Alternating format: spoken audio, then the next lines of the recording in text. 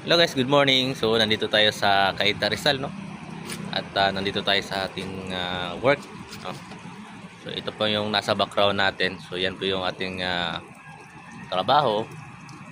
Yan yung ating binabantayan, no? Ayan. And what a beautiful place here. So nag-igib muna tayo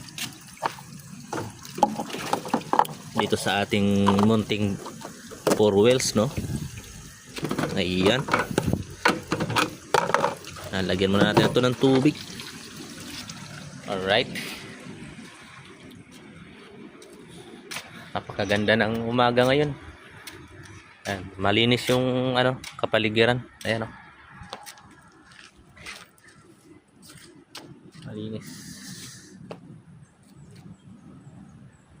Ayan.